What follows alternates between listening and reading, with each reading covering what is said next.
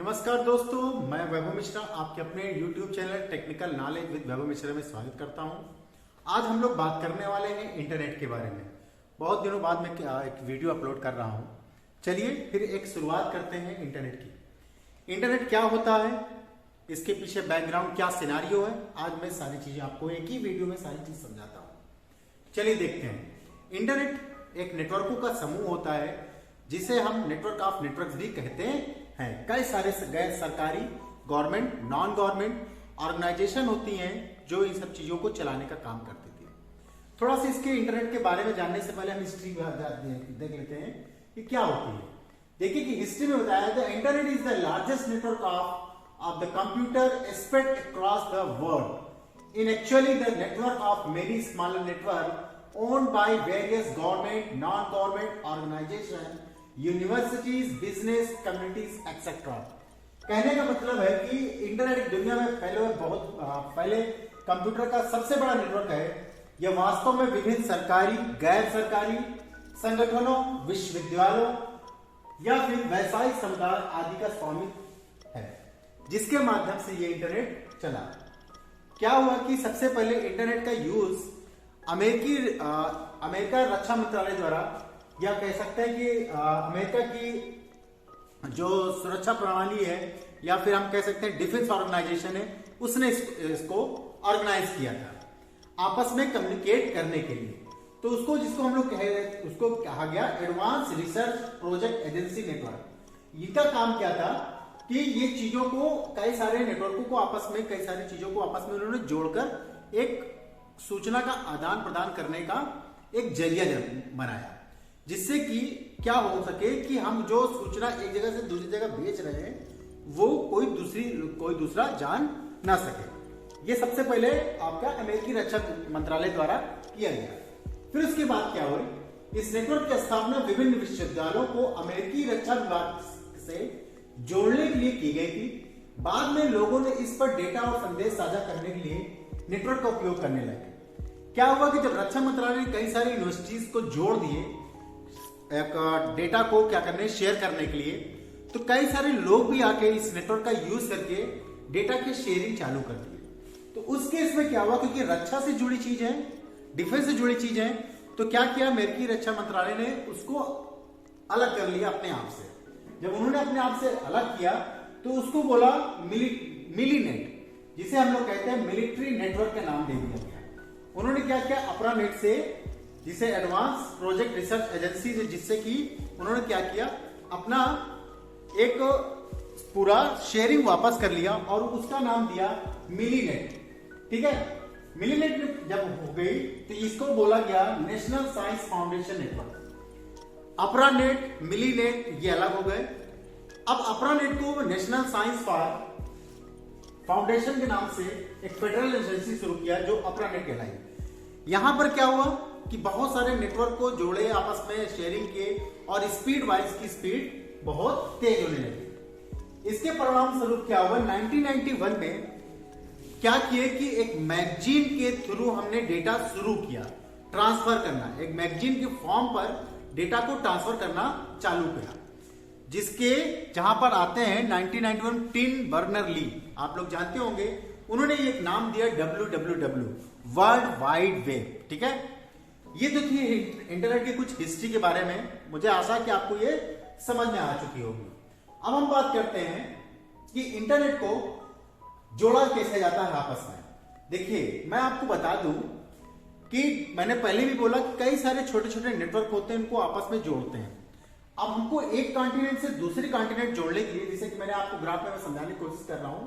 ये मान लीजिए इंडिया, ये इधर क्या कहते हैं आपका अमेरिका है, साउथ अमेरिका, नॉर्थ अमेरिका है, साउथ अमेरिका है, इधर यूरोपियन कंट्री है, यूरोप, गल्फ कंट्रीज है। अब क्या इनको हमने जोड़ा, देखिए हमारा मुंबई से लेके यहां पर आपका श्रीलंका, कोलंबो के रास्ते से होते हुए सारी वायर को जोड़े गए, जो मरीज में डाली गई। ये यहां पर आपको मैं बताने की कोशिश कर रहा हूं, समझिए आप बात को। तो क्या हुआ कि दो कॉन्टिनेंट को, कई सारे कॉन्टिनेंट को, जो हमारे कॉन्टिनेंट्स हैं, उनको एक वायर के माध्यम से जोड़ा गया और उस वायर को बोला गया OFC, ऑप्टिकल फाइबर केबल, जो आपको ये यहां पर दिख रही होगी। ये यहाँ पर आपको मैंने दिखाने का कुछ प्रयास किया, आप समझ पा रहे होंगे। जो कई सारी शीट्स होती हैं उसमें बंदी होती हैं, OFC के माध्यम से हम कई सारे कंटिनेंट को आपस में जोड़ दिए। अब ये सब सारे नेटवर्क आपस में जुड़ गए। जब ये जुड़ गए तो हम क्या कर रहे हैं, डेटा का शेयरिंग करना चालू कर दिया। मैंने आपसे पहले भी बोला कि कई सारे नेटवर्कों का समूह होता है इंटरनेट। तो जब ये बन गए तो हम क्या करने लगे कि साझा करने लगे। अब आप पूछ सकते हो सर कह रही ये तो आपने मरीन में आपने तो बिछा दिया लाइन, तो क्या ये लाइन कट भी सकती है? बिल्कुल सही बोल रहे हैं आप। मरीन्स में लाइन कट सकते हैं, शार्क काट सकते हैं इनको, या हो सकते हैं शिप जा रहे हो, शिप से ये टकरा के टूट सकते हैं। तो हमेशा इनके साथ जो वायर हम बिछाते हैं, ये वायरों के साथ एक सपोर्टेड वायर भी हम लोग बिछाते हैं कि अगर इन केस ये कुछ ऐसा होता है तो सपोर्टेड वायर भी काम कर सके। नेक्स्ट आपको दिखाता हूं कि आज की डेट में इंटरनेट वर्ल्ड में तथ्यों के आधार पर अगर हम बात करें तो कितना ज्यादा यूज हो रहा है। 2005, 2010, 2017 एंड 2019 यहां पर अगर हम बात करें वर्ल्ड की पॉपुलेशन जो हमारी है 7.75 बिलियन टू 19 में, अगर हम बात करें कि in developed world and in developing world की बात करें, यहां पर 86.6% डेवलप्ड वर्ल्ड में इंटरनेट का यूज हो रहा है और डेवलपिंग वर्ल्ड में 47% हम लोग यूज कर रहे हैं। कितना ज्यादा हम इसका यूज करना शुरू कर दिए। अब हम बात करते हैं कि ये इंटरनेट के पीछे बैकग्राउंड सिनारियो क्या है, इनको कौन यूज कर रहा है। जैसे कि हम लोग यूज कर रहे हैं तो इसको देख रेख वाला भी तो कोई चाहिए। अगर हमने वायर बिछा दिया, वायर टूट गई तो उसको कौन बनाएगा? हर कंट्री पॉसिबिलिटीज ये नहीं कि उसी के ऊपर प्रोजेक्ट करे, क्योंकि ये वन टाइम इन्वेस्टमेंट होता है वायर को बिछाना और फिर उसका मेंटेनेंस कराए। तो क्या होती है, कुछ ऑर्गेनाइजेशंस होती हैं और कुछ नॉन ऑर्गेनाइजेशंस होती हैं जो इनका मेंटेनेंस का काम करती हैं। जैसे कि हम अगर बात करें एक इंटरनेट सोसाइटी, इंटरनेट सोसाइटी का काम क्या है, इनकी स्थापना 1992 में हुई थी। जो क्या हुआ कि यहाँ पर सूचना का आदान प्रदान करना, जितनी भी सोसाइटी है इंटरनेट में जो भी डेटा का हम शेयरिंग कर रहे हैं, इस सोसाइटी का काम था कि जितनी भी चीजें हम शेयरिंग कर रहे हैं उनकी देख रेख करना कि डेटा सही से ट्रांसफर हो पा रहा है कि नहीं हो पा रहा है। ये काम इंटरनेट सोसाइटी का होता था। ठीक है, होता था क्या, होता है। फिर आता है internet architecture board. Architecture board की जिम्मेदारी है कि इंटरनेट मानकों को, विकास को देखना और तकनीकी रूप से इंटरनेट के कामकाज का प्रबंधन करना। अब आप इंटरनेट, मैं ये फिगर के माध्यम से समझाना चाह रहा हूं। आर्किटेक्चर बोर्ड का काम था कि हर जगह इंटरनेट कहां कहां पर यूज हो रहा है, यूज होने के साथ साथ कितना अच्छे से वो यूटिलाइज हो उसको देखने का काम होता था कि मतलब कितने अच्छे से हम डेटा को दूसरे तक पहुंचा पाए। तो ये काम इंटरनेट आर्किटेक्चर बोर्ड का होता है जो कि करती है। नेक्स्ट अगर हम बात करें इंटरनेट इंजीनियरिंग टास्क फोर्स, अभी मैं बात कर रहा था कि जब हम वायर बिछा देते हैं तो वायर बिछाने के बाद अगर वायर कट गई या फिर कुछ प्रॉब्लम्स आ गए तो उनको देख रेख करने का काम कौन करेगा? उसके लिए हम बात करते हैं इंटरनेट इंजीनियरिंग टास्क फोर्स। ये क्या करती हैं, किसी भी तकनीकी समस्याओं को देख रेख करना, उनकी जांच करना और समय समय पर उनकी टेक्नोलॉजी में वर्क करने का काम करेगा IETF, internet engineering task force. इनका काम यही है कि कहीं पर भी अगर कुछ इस तरह की तकनीकी गड़बड़ी होती है तो ये वहां तुरंत पहुंचकर उस चीज का काम करते हैं। अब अगर हम बात करें इंटरनेट रिसर्च टास्क फोर्स, इनका काम क्या है?